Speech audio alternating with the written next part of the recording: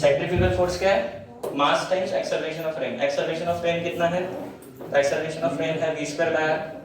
Magnitude और direction की बात कर ले तो सेंट्रीपिटल है तो टुवर्ड्स सेंटर, तो r कैप के अपोजिट। r कैप इस तरफ है, r कैप इस तरफ है, तो ये माइनस माइनस r कैप, ये वैल्यू इधर डाल देता है। Acceleration of frame minus v square by r r cap, क्या इक्वेशन बन के आ रहा है? mv square by r r cap. इसमें और इसमें देख लो क्या है? अपोजिट है। क्या ये दोनों फोर्सेस एक दूसरे को बैलेंस करते हैं? नहीं। क्या ये बैलेंस फोर्सेस है? नहीं, ये बैलेंस फोर्सेस नहीं है। क्यों नहीं है? और कौन से फ्रेम में नहीं है? अगर आप क्लासरूम फ्रेम में देख रहे हो तो ये बैलेंस फोर्सेस नहीं है, क्योंकि क्लासरूम फ्रेम में सिर्फ यही फोर्स एग्जिस्ट करता है। अब यहाँ जाके बैठ जाओगे तो ये एक्ट करेगा, ठीक है? तो ये बैलेंस कैसे होंगे? अलग अलग फ्रेम के फोर्सेस है, ठीक है?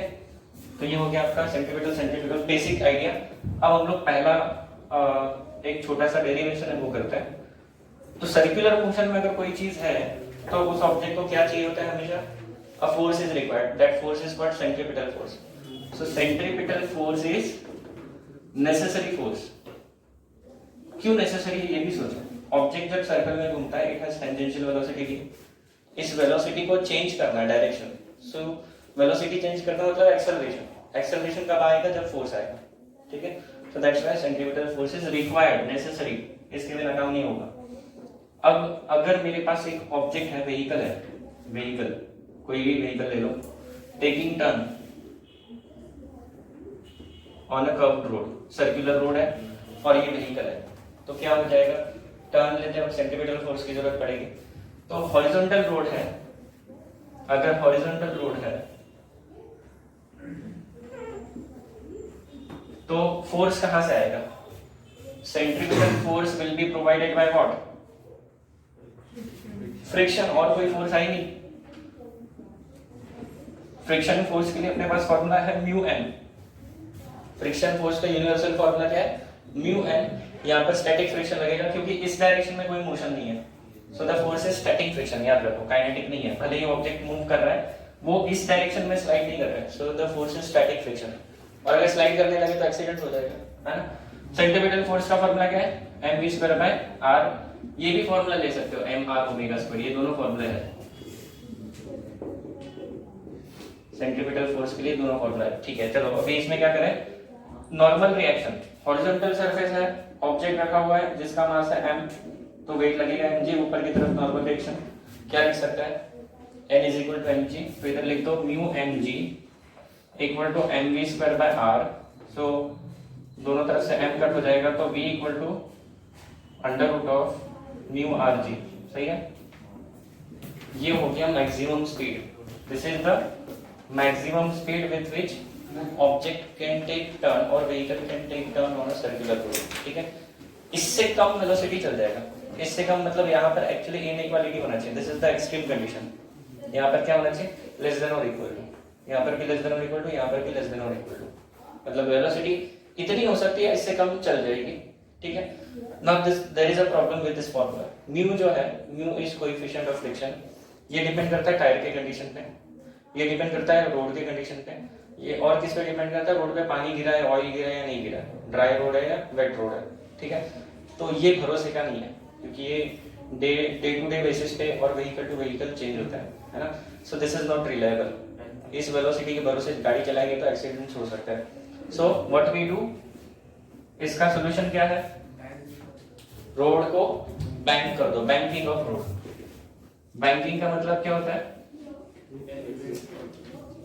To elevate its surface. Road normally ऐसे हॉरिजॉन्टल होता है, तो जो टर्निंग रोड है उसको ऐसे एलिवेट कर दो। सर्कुलर रोड है या टर्निंग रोड है तो उसको एलिवेट कर दो। This is inner as, this is outer as. Turn इस तरह से, टर्न अगर लेफ्ट साइड है तो ये कौन सी एज है? Inner edge. ये कौन सी है? Outer edge. तो outer edge is elevated over inner edge, ठीक है? तो नेक्स्ट अपना डेरिवेशन उसके साथ आ जाएगा, व्हीकल ऑन बैंक रोड, ठीक है? वो भी करा देता हूँ, इसको जरा रिक्लीन कर लेता हूँ। ओके, अब यहाँ पर प्रॉब्लम क्या दिख रहा है? हॉरिजॉन्टल रोड है तो फ्रिक्शन के भरोसे हमें टर्न लेना है, और फ्रिक्शन भरोसे वाली चीज नहीं है ना? क्योंकि बहुत सारे फैक्टर्स पे ये फ्रिक्शन डिपेंड करता है।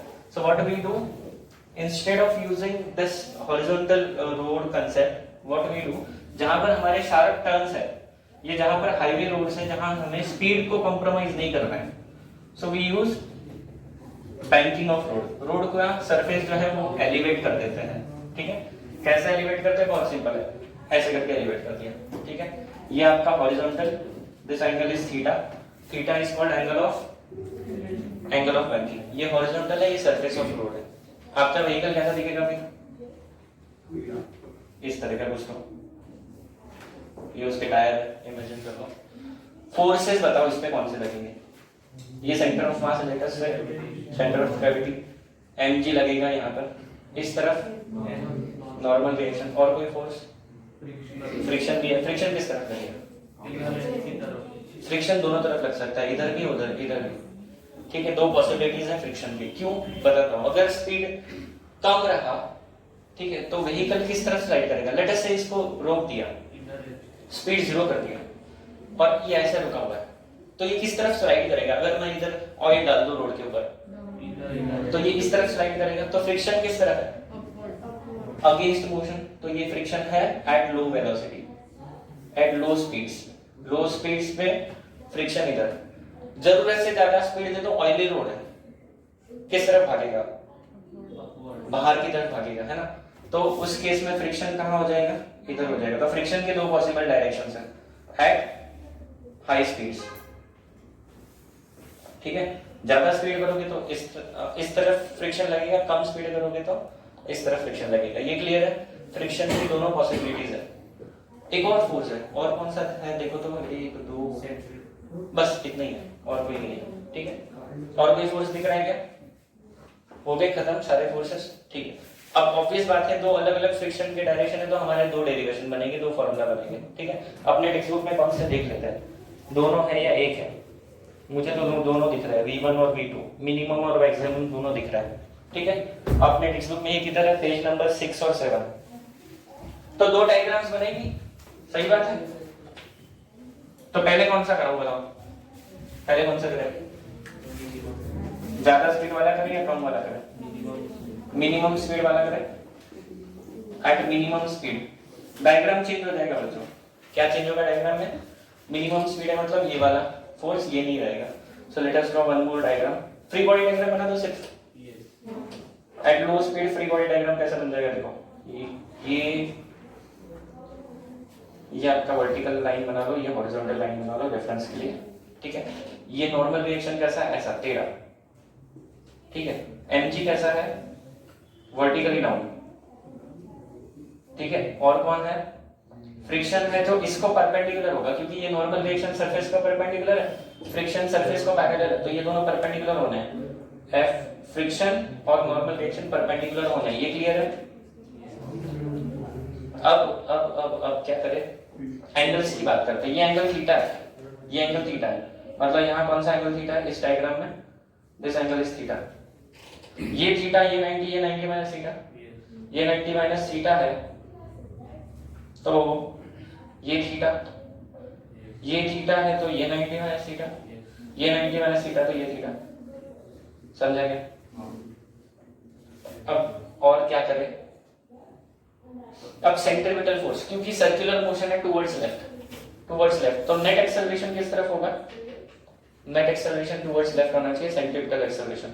तो सारे फोर्सेस को x और y में कन्वर्ट कर देंगे, क्योंकि ये x डायरेक्शन है, ठीक है। तो इसका एक कंपोनेंट आएगा ऐसा वर्टिकल, इसको क्या लिखेंगे, m cos थीटा।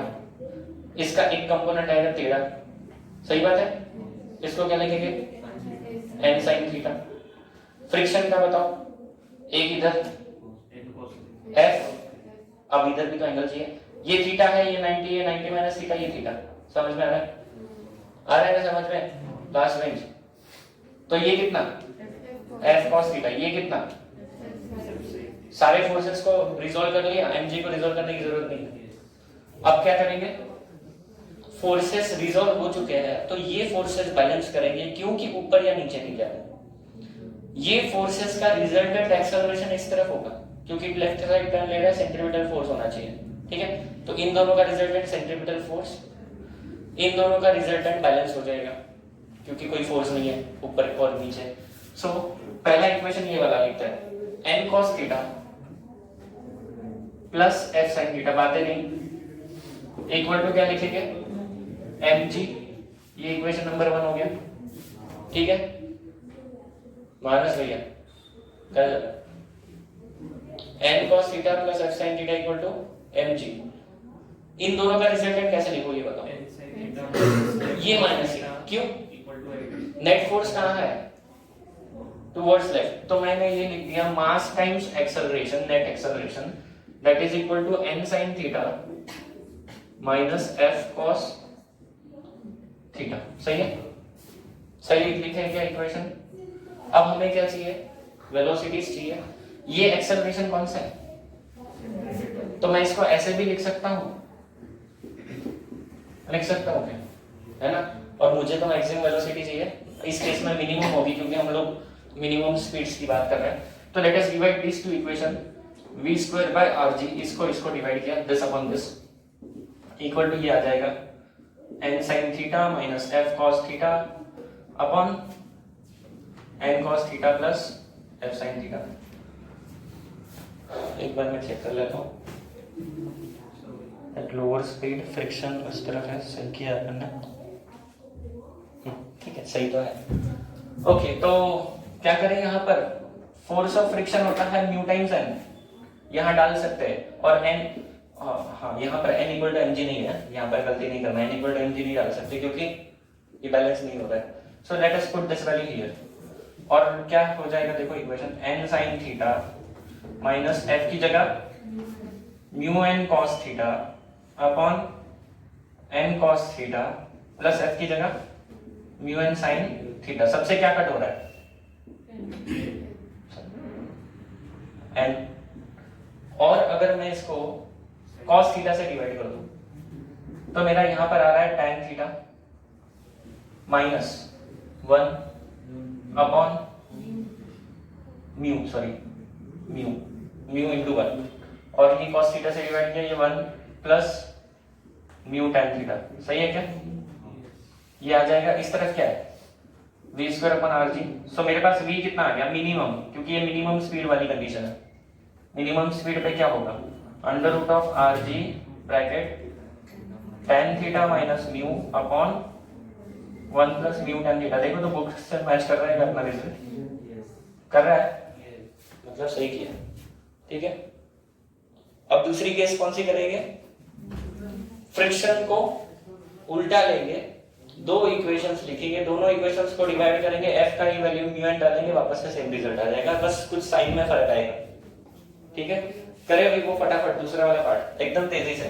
सबसे पहले तो डायग्राम, दूसरे वाले पार्ट का फ्री बॉडी डायग्राम। ये वर्टिकल लाइन, ये हॉरिजॉन्टल लाइन, हमारा एक्स एक्सिस ये होने वाला है क्योंकि एक्सेलरेशन टुवर्ड सेंटर होना चाहिए हर केस में। नॉर्मल रिएक्शन कैसा है? इस तरीके का, फ्रिक्शन इसको परपेंडिकुलर और आपका mg नीचे। mg फ्रिक्शन का डायरेक्शन गलत बनाया क्या सही बनाया? अब सही है, क्योंकि हम लोग कौन सी केस ले रहे हैं? मैक्सिमम स्पीड ले रहे हैं। मैक्सिमम स्पीड में स्पीड ज्यादा होगा तो फ्रिक्शन जो है गाड़ी इस तरफ शिफ्ट होगी, तो फ्रिक्शन अंदर की तरफ। अब फ्रिक्शन के दो कंपोनेंट, एक इधर, अच्छा पहले एंगल्स कौन सा है? ये थीटा है, सो ये थीटा हो जाएगा, ये हो जाएगा f cos थीटा, यस और नो? ये हो जाएगा f sin थीटा। किसके ऊपर से जा रहा है? स्पीड ज्यादा हो रहा है, किसके लिए? स्पीड ज्यादा हो रहा है। सबको समझ में आ रहा है ना? आ रहा है क्या? ठीक, भगाओ ना फिर, स्पीड ज्यादा रखो चलेगा। ये क्या है? Normal reaction. ये थीटा तो ये कितना, और ये फिर ये कितना हो जाएगा? n cos theta. इसका एक और कंपोनेंट इधर आएगा। अब mv स्क्वायर बाय r, ये हो गया सेंट्रीपिटल फोर्स इस तरफ, किसने दिया? f cos theta plus n sin theta. इसको किसने बैलेंस किया? mg बराबर, सॉरी हाँ mg बराबर क्या करें? mg बराबर n cos थीटा माइनस, चलेगा क्या? मुझे mg बराबर लिखना था इसलिए मैंने ऐसे लिखा, या फिर ये दोनों का एडिशन इक्वल टू ये लिख दो और बाद में इसको शिफ्ट कर दो, ये इक्वेशन आएगा। 1 इक्वेशन 2 क्या करेंगे? दोनों को डिवाइड करेंगे, n कट हो जाएगा, इधर ये दोनों डिवाइड होने वाले हैं, मैं डिवाइड नहीं करता हूँ, आगे की स्टेप लिख लेता हूँ। f cos theta, f equal to क्या लिख सकता है? Mu n cos theta plus n sin theta upon n cos theta minus mu n sin theta. किससे डिवाइड करेंगे? cos थीटा से डिवाइड करेंगे और n को हटा देते हैं। cos थीटा से डिवाइड करेंगे तो ये म्यू इंटू 1 प्लस ये इधर tan थीटा, इधर 1, इधर म्यू tan थीटा। सही है? और फिर v इक्वल टू क्या आ जाएगा? Mu plus tan theta upon 1 minus mu tan theta. आज होमवर्क में सारे फॉर्मूला लिस्ट बनानी है आपको। ये सारे फॉर्मूला है जो इंपॉर्टेंट है, बॉक्स बना देता हूँ इसके लिए। ये इंपॉर्टेंट है, फिर सेंट्रीपिटल फोर्स वाले ये फॉर्मूला इंपॉर्टेंट है। ठीक है, ओमेगा का फॉर्मूला होता है 2π/t, ये इंपॉर्टेंट है। ठीक है, tan थीटा माइनस म्यू और tan थीटा प्लस म्यू याद रखो। क्या है? एक याद रखो कोई भी दोनों में से। ठीक है, ये tan थीटा माइनस म्यू ये वाला याद रखो। इधर साइन प्लस कर लो, इधर साइन माइनस कर लो। देखो दूसरा फॉर्मूला। दो फॉर्मूले लर्न मत करो, एक ही लर्न करो और कहां पर साइन चेंज करना है वो याद रखो। इसका साइन उल्टा करना है, इसका साइन उल्टा करना है। मिनिमम का फॉर्मूला याद रखो और मैक्सिमम का अपने आप याद हो जाएगा। ठीक है, और उसको लिखो पेज पर। डेली आपको रिवीजन करना है। फ्लैश कार्ड्स मैंने बताया था लास्ट टाइम। फ्लैश कार्ड क्या होता है? कार्ड के फ्रंट साइड पे लेटेस्ट है ये कौन सा है? Banking of roads, minimum velocity लिखा, बैक साइड में फॉर्मूला। फ्रंट साइड देखा तो आपको फॉर्मूला याद आना चाहिए, नहीं याद आ रहा है बैक साइड देख लो। ठीक है, ये किया। सारे 10, 15, 20 जो भी आपके फॉर्मूले होंगे एक लेसन में, उसके लिए ये एक बंच बनाना है। हो गया, रख दो, अगले दिन वापस से वही करो। ठीक है, ये डेली जब करोगे तो फॉर्मूले एकदम आराम से लर्न हो जाएंगे। कौन से भी सब्जेक्ट का कर सकते हो। फ्लैश कार्ड फ्रंट साइड में क्या होना चाहिए? किस चीज का फॉर्मूला है? बैक साइड में फॉर्मूला। ठीक है, फिर इसको उल्टा करके भी देख सकते हो। फॉर्मूला देखा तो ये किसका है बताओ, याद करो। फॉर्मूला के अंदर टर्म्स कौन सी है? m क्या है, v क्या है। कई बार एग्जाम में ये भी होता है, पता ही नहीं होता है कि ये म्यू क्या है ना। ऐसा भी होता है, ऐसा ना हो इसलिए रिवीजन करो, फ्लैश कार्ड्स बनाओ। चलो नेक्स्ट टॉपिक है conical pendulum. So what is conical pendulum? अगर आपका सिंपल पेंडुलम जो कि एक स्ट्रिंग होता है और एक बॉब, अगर वो बॉब हमारा सिंपल पेंडुलम का सर्कुलर मोशन में घूमने लगे, अगर बॉब ऑफ सिंपल पेंडुलम अगर सर्कुलर मोशन में घूमे तो इसको बोलते हैं कोनिकल पेंडुलम। क्यों? Because the string of this pendulum describes a cone. Bob describes a circle, string describes a cone. तो इसको कौन सा पेंडुलम बोलते हैं? Conical pendulum. इस हाइट को हम लोग बोलते हैं h, ये लेंथ ऑफ स्ट्रिंग है l, और ये हमारा पॉइंट ऑब्जेक्ट है जिसका मास है m। फोर्सेस कौन से? mg। इधर टेंशन, और कोई फोर्स है क्या? खत्म हो गए, और कोई फोर्स है ही नहीं। फ्रिक्शन एयर का नहीं ले रहे हम लोग कहीं पे भी। अंदर की तरफ इस टेंशन का एक कंपोनेंट आ जाएगा जो सेंट्रीपिटल फोर्स देगा, क्योंकि सर्कुलर मोशन है। आपको क्या चाहिए? सेंट्रीपिटल एक्सेलरेशन चाहिए, सेंट्रीपिटल फोर्स चाहिए। टेंशन है, लेट अस से this angle is theta, this angle is theta. ये थीटा तो ये थीटा, ये हो गया t cos थीटा, ये हो गया t sin थीटा। कौन कौन बैलेंस करेगा? mg equal to t cos theta हो जाएगा, और t sin थीटा किसके बराबर? mg square by r equal to t sin theta. यहां पर आपको कई बार टाइम पीरियड का फॉर्मूला पूछता है। इस क्वेश्चन में क्या पूछेंगे? Obtain expression for time period. तो v की जगह अगर हम लोग mr ओमेगा स्क्वायर वाला फॉर्मूला यूज करें तो टाइम पीरियड निकालना आसान होता है। ओमेगा पे से क्या फॉर्मूला है? Time period equal to 2π by omega. सही बात है। तो let us write that formula mr omega square. चलेगा? अब क्या करेंगे? दोनों को डिवाइड कर दो, तो ये क्या हो जाएगा? tan theta equal to r omega square upon g। ठीक है, तो ओमेगा स्क्वायर इक्वल टू कितना हो गया? g tan theta upon r। सही है क्या? तो इस पे से omega equal to under root of g tan theta upon r, time period equal to 2π by omega, so 2π under root of r upon g tan theta. Final formula ऐसा नहीं है, फाइनल फार्मूला ऐसा नहीं है, तो इसको और सिंपलीफाई करने की जरूरत है। इस डायग्राम में देखो, this radius is r, this is h, this is l। sin theta बताओ फ्रॉम फिगर। ठीक है, मैं यहां रफ वर्क में लिख लेता हूं sin cos tan। sin theta बताओ कितना? sin थीटा इस ट्रायंगल में opposite upon R upon L, तो मेरे पास R equal to L sine theta आ जाएगा, सही है। फाइनल जो फॉर्मूला है ये आपका ऐसा है, T equal to 2 pi under root of L cos theta by g, उनको ये फॉर्मूला चाहिए। तो अगर मैं R, मेरे फॉर्मूला में, फाइनल फॉर्मूला में R नहीं है, तो क्या करेंगे, let us put this here from figure sin theta equal to R by L, so L equal to R, sorry R equal to L sin theta, last bench बातें नहीं, value कहां डालेंगे, इधर, तो क्या हो जाएगा T equal to 2 pi under root of R की जगह L sin theta upon G tan theta. आपको पता होना चाहिए sin theta upon tan theta कितना होता है,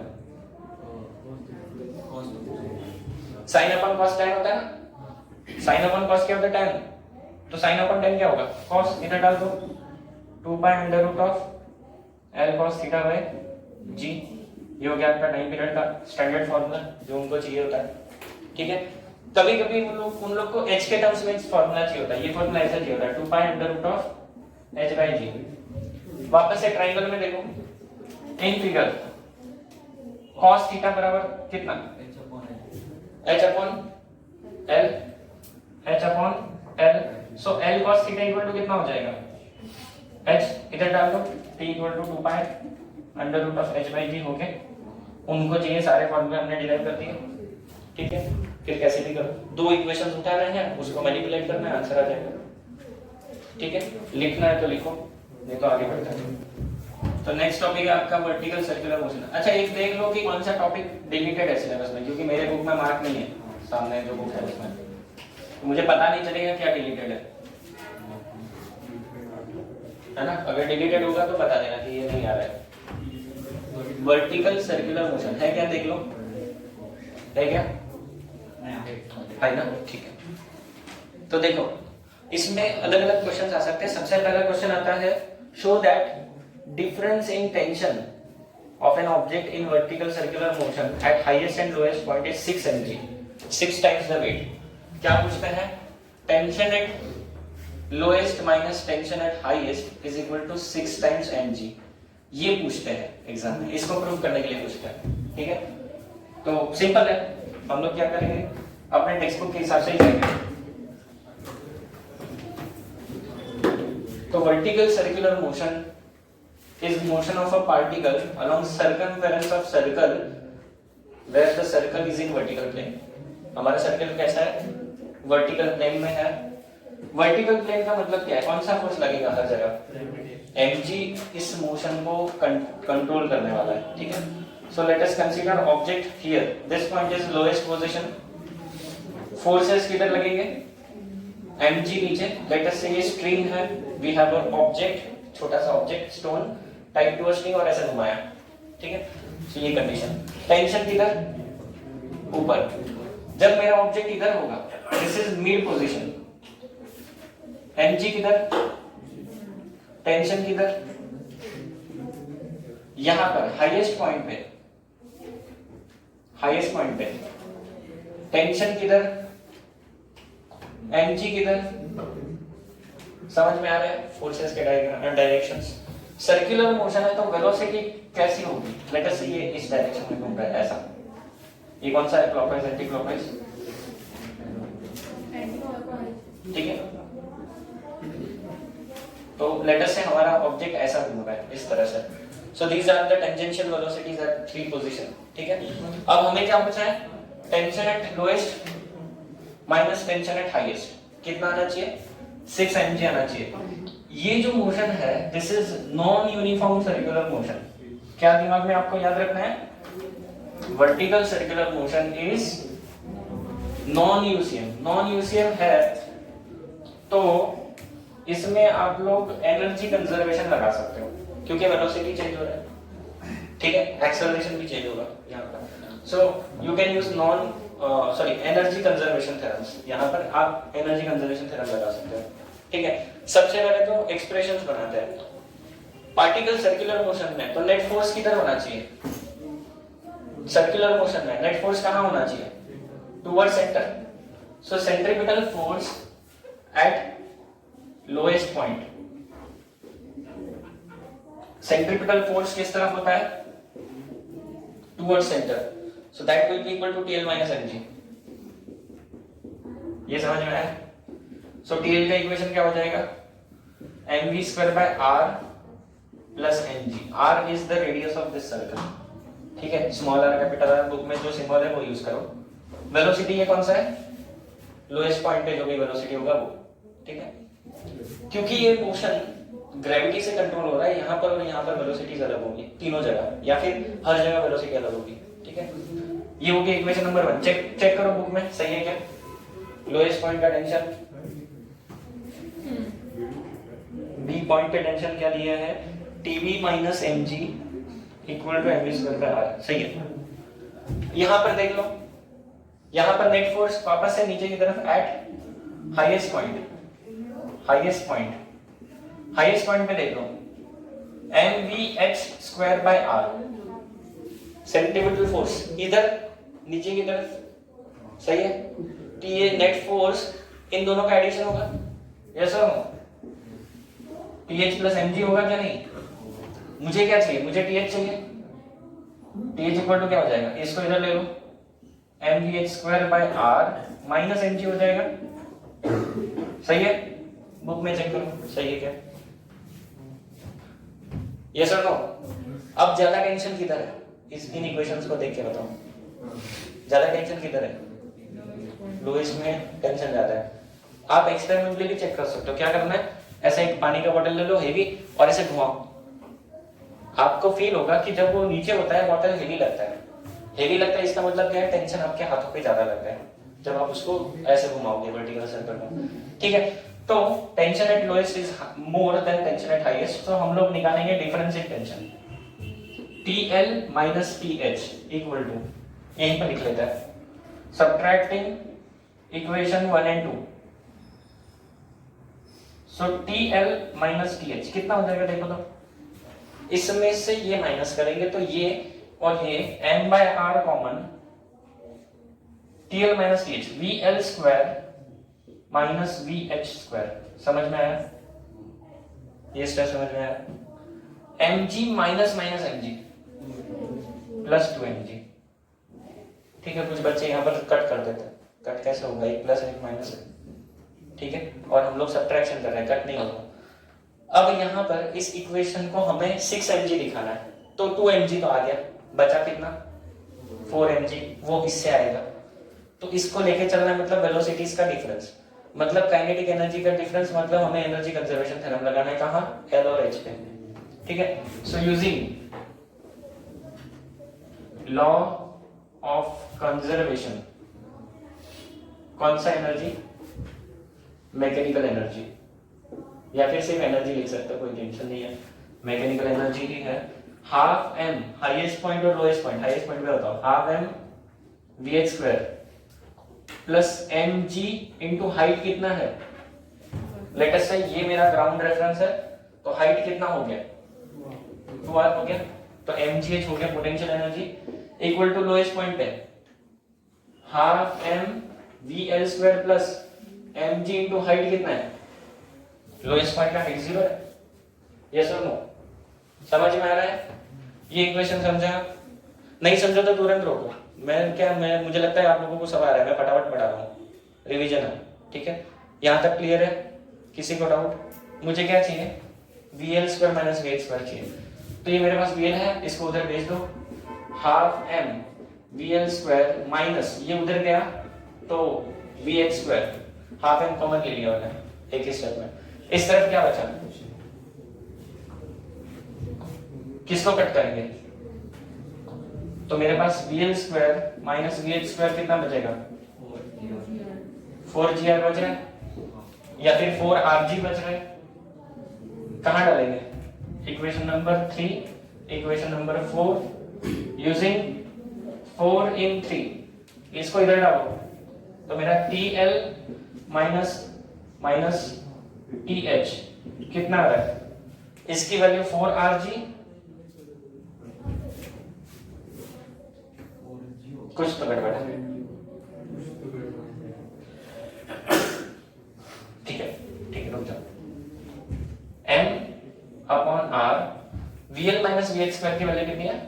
4rg प्लस 2mg, ओके कोई प्रॉब्लम नहीं। आर गया 4mg plus 2mg equal to 6mg, हो गया प्रूफ।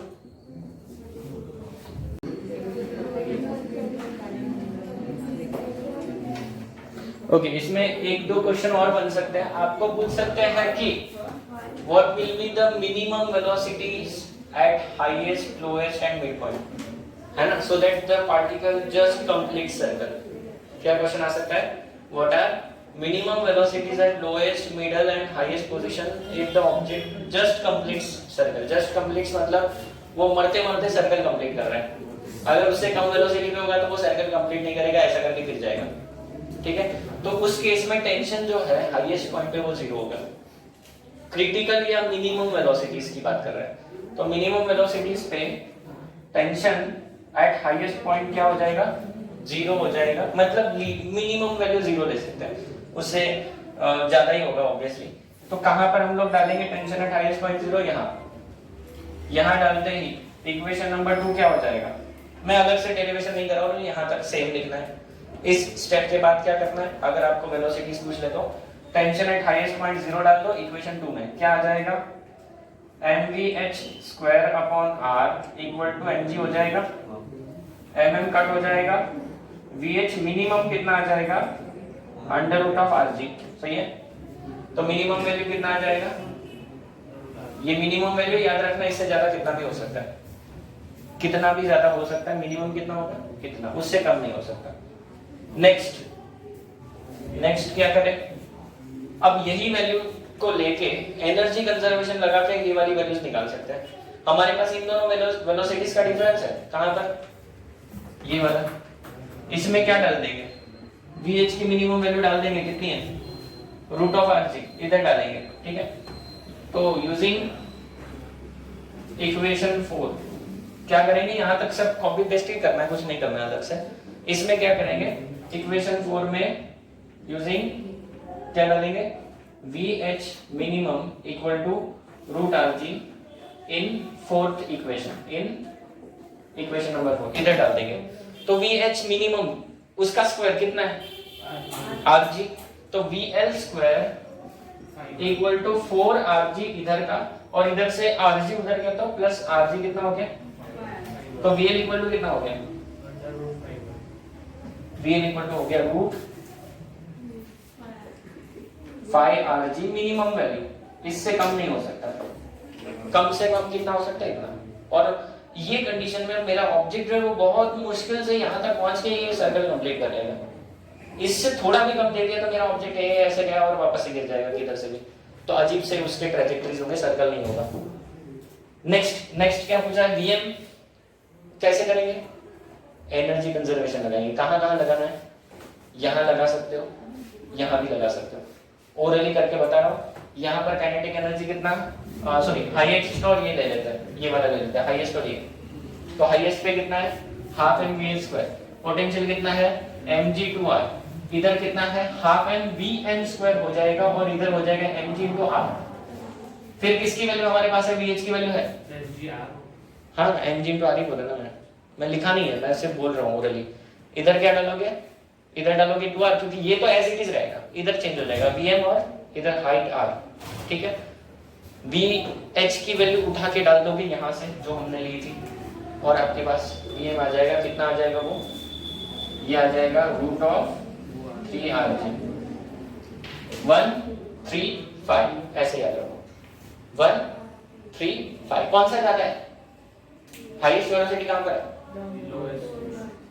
और लोएस्ट वेलोसिटी किधर है, ठीक है। तो नीचे से ऊपर जाएंगे तो क्या होगा, वेलोसिटी घटेगा, क्यों घटेगा, ग्रेविटी स्लो कर रहा है, ऊपर से नीचे आते वक्त क्या होगा, वेलोसिटी बढ़ेगा, क्योंकि ग्रेविटी उसको खींच रहा है, लॉजिकल है ना सारे रिजल्ट्स, ठीक है। आगे बढ़े, एनर्जी कंजर्वेशन इधर पूछा नहीं है तो उस पे हम लोग क्वेश्चंस नहीं करेंगे, तो ये हो गया आपका ये टॉपिक पूरा।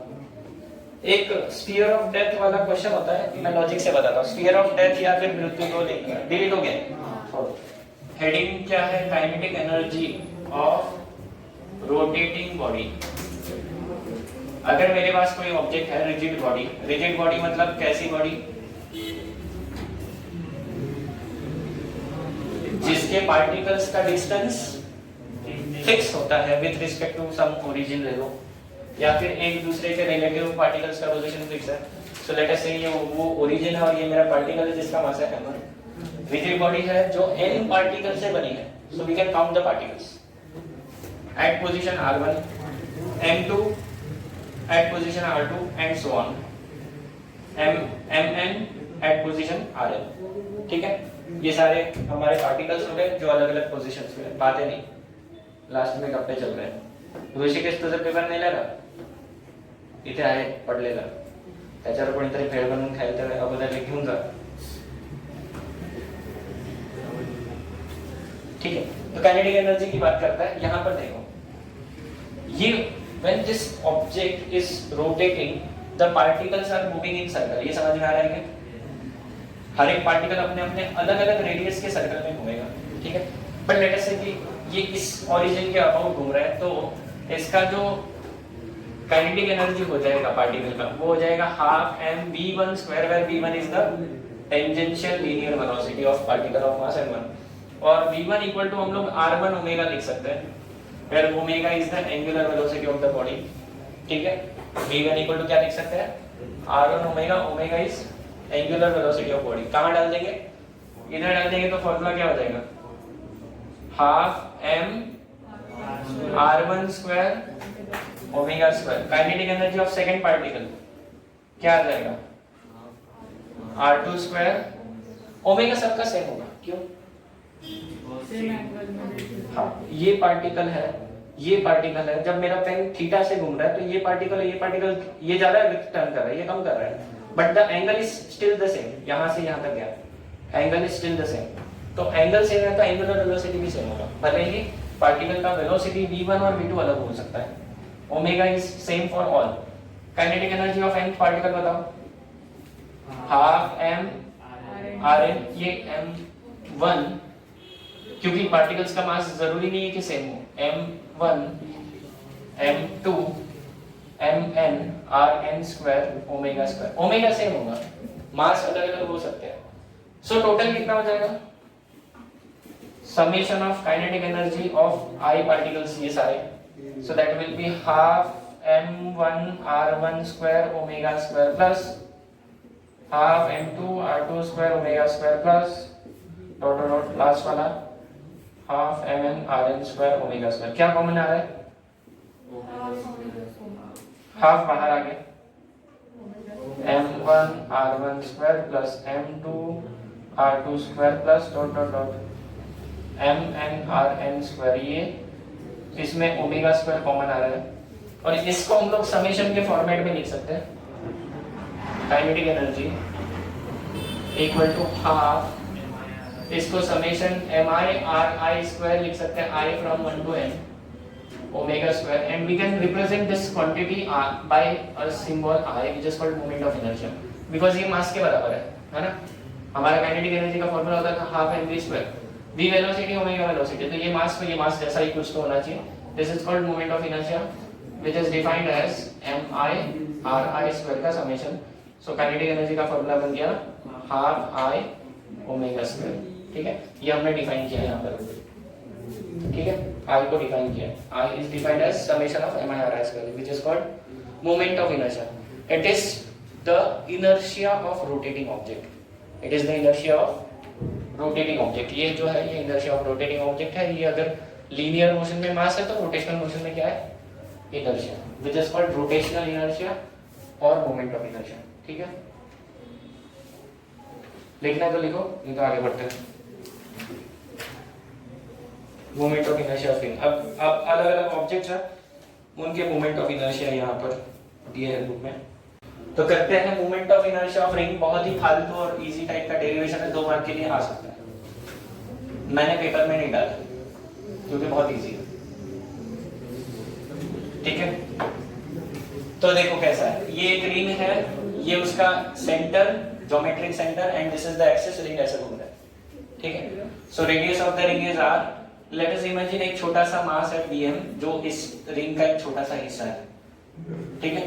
तो मेरा मोमेंट ऑफ इनर्शिया इस मास का इस एक्सिस के अबाउट कितना हो जाएगा, that will be di equal to r square distance square into DM.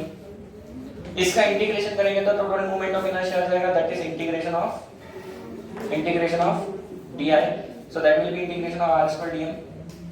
अब ये जो r है, क्या इस पार्टिकल के लिए r सेम है? सो r is a constant of motion, तो r को बाहर निकालो, इंटीग्रेशन dm मतलब ये सारे टुकड़ों का addition, that is total mass. तो इसको मैंने लिख दिया total mass m r square, ये हो गया moment of inertia of ring, हो गया प्रूफ। ठीक है, moment of inertia of ring कितना होता है? ये m r स्क्वायर, इंटीग्रेशन से प्रूफ किया। यस, कितने मार्क्स के आ गए? आया तो आएगा कितना? 2 मार्क्स के। वो सारा लिखना नोट्स में है ना सब कुछ, इसलिए तो बोला नोट्स में से पढ़ो, कल से नोट्स लेके आना सभी ने, है ना? तो समझ में आएगा क्या एक्स्ट्रा लिखना है। ये हटा देता हूँ, इसकी जरूरत नहीं है। एक और डेरिवेशन करते हैं तुरंत से।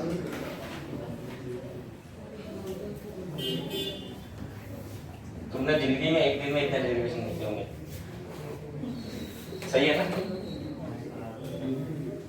2 घंटे दे दो तो मैं पूरा लेसन खत्म कर दूं, और 2 घंटे नहीं, 1 घंटा और एक्स्ट्रा चाहिए, पूरा लेसन खत्म हो जाएगा। चलो डिस्क करते हैं। डिस्क, तो डिस्क कैसी दिखती है? ऐसी बिल्कुल सेम टू सेम। 1 रुपए का कॉइन सोचो, ठीक है? कौन सी एक्सिस में घूम रही है? ज्योमेट्रिक एक्सिस, जो सेंटर ऑफ मास से जा रही है, डिस्क के सेंटर से जाने वाली एक्सिस। डिस्क घूम रही है ऐसी, तो मोमेंट ऑफ इनर्शिया निकालना है अबाउट दिस एक्सिस। कैसे करेंगे? तो we will divide this disc into number of small rings, concentric rings में इसको डिवाइड करेंगे। ये एक रिंग हो गया, ऐसा आप मल्टीपल रिंग्स बना सकते हो। इस रिंग का रेडियस ले लो x, रिंग का रेडियस कितना ले लो? ये रेडियस कितना है? x। डिस्क, एक्चुअल डिस्क का रेडियस कितना है? Capital R। सबसे छोटी रिंग का रेडियस कितना होगा? सबसे छोटी रिंग का रेडियस कितना होगा? हाँ, सबसे छोटी रिंग का। ऐसे मैंने बहुत सारे, सोचो मेरे पास ये डिस्क है, उसको मुझे ऐसे काटना है रिंग्स में। सबसे छोटी रिंग कितने साइज की होगी? पॉइंट साइज की। उसका रेडियस कितना होगा? 0। सबसे बड़ी रिंग इसके डायमीटर के साइज की या इसके रेडियस के साइज की, विच इज कैपिटल R। तो जो मेरा x है, इसके लिमिट्स कहां से कहां तक? ये समझ में आया? क्योंकि इंटीग्रेशन में लिमिट्स लगा रहे हैं। अब हम इस रिंग का मोमेंट ऑफ इनर्शिया इस एक्सिस पे निकालेंगे, that will be di, which is x square dm। क्यों? m r स्क्वायर है, तो m की जगह इसका मास मैं कितना ले रहा हूं? इस रिंग का मास ले रहा हूं dm, ठीक है? उसका रेडियस लिया है हमने x, तो x स्क्वायर dm हो गया moment of inertia of annular ring, या फिर आप रिंग बोल दो इसको, सिर्फ एलिमेंटल रिंग। रिंग का मोमेंट ऑफ इनर्शिया हो गया x स्क्वायर dm। समझ में आया क्या? अब क्या करेंगे? इसको इंटीग्रेट करेंगे, कहां से कहां? 0 से r तक। So total moment of inertia आ जाएगा integration di, that will be integration 0 से r तक x स्क्वायर dm। प्रॉब्लम यह है कि x वेरिएबल है और dm भी वेरिएबल है, तो dm को रिप्लेस करना होगा इन टर्म्स ऑफ x। ठीक है, कैसे करेंगे? देखो, ये जो मास है, because it's a disc, disc ऐसा ऑब्जेक्ट होता है जिसका थिकनेस बहुत कम और सरफेस एरिया बहुत ज्यादा, so we will consider surface density which is defined as mass per unit area. Mass per unit area, disc के केस में एरिया कितना होगा? पाई r स्क्वायर होता है इसे डिस्क का एरिया। बट इस छोटी सी रिंग के लिए क्या लिखेंगे? छोटी सी रिंग के लिए क्या लिखेंगे? dm will be sigma times, देखो mass equal to sigma into area होता है, surface density into area is the mass. समझ में आ रहा है क्या? तो dm will be sigma times area. इसका एरिया कितना है? इसका एरिया है, ये जो रिंग है उसको आप काटो रिबन की तरह, रिबन है सोचो, रिबन को काटा और सीधा कर दिया तो रेक्टेंगल बन जाएगा। एरिया हो जाएगा लेंथ इनटू थिकनेस, थिकनेस ले लो dx, थिकनेस ले लो dx, और लेंथ कितना? 2 पाई x। लेंथ कितना? 2 पाई r होता है ना, यहाँ पर रेडियस कितना x है, so length is 2 pi x, thickness is dx। ये समझ में आया क्या? ये समझ में आ गया तो आपका काम हो गया। ये डाल दो इधर, integration 0 to r x square और इसको लिखेंगे सिग्मा 2 पाई एक्स dx। ठीक है, क्या करेंगे अगले स्टेप में, ये बाकी सब हटा देता हूँ बचा।